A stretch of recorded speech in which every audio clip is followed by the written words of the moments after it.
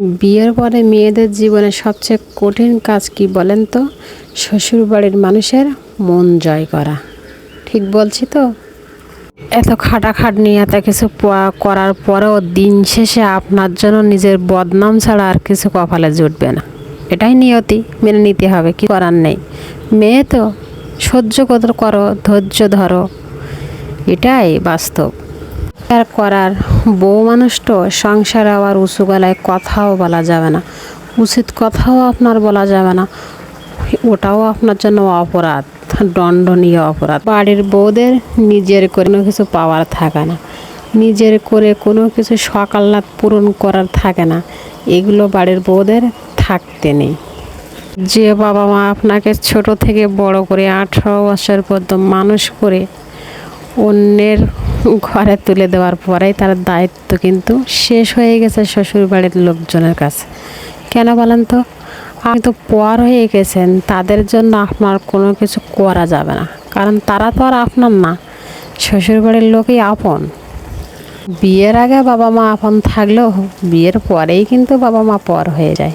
ওই যে শ্বশুরের লোকই সব, বিয়ের পরে এত আর বাবা মা কিসের, আমরা তো আছি, তাই না? তো যাই হোক, আসলে আমি কথা বলতে বলতে আমার ঘরটাও গুছিয়ে নিলাম ভালো করে।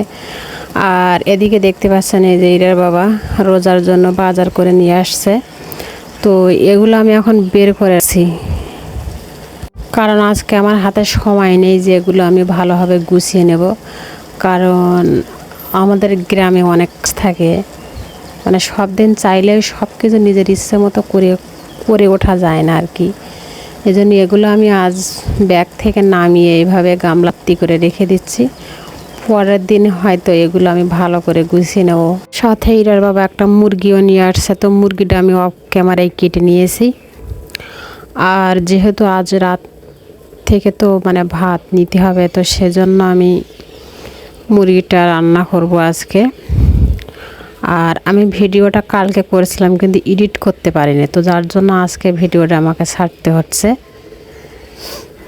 তো আমার ইরা আলু বেশি পছন্দ করে, গোশের আলু, তো সেজন্য আলু একটু বেশি দিলাম। আর ভাবছি যে ইরার জন্য একটু বেশি করে রান্না করে ফ্রিজে উঠিয়ে রাখবো, কারণ ও তো ছোটো, ওর খিদে হবে বারে বারে, আমরা তো সবাই রোজা থাকবো, তো সেজন্য ওর জন্য আমি ফ্রিজে রাখবো। এগুলি একটু গরম করে খেতে দেবো। জানি এটা খাবার স্বাস্থ্য উপযোগী না, তারপরেও দিতে হচ্ছে আর কি।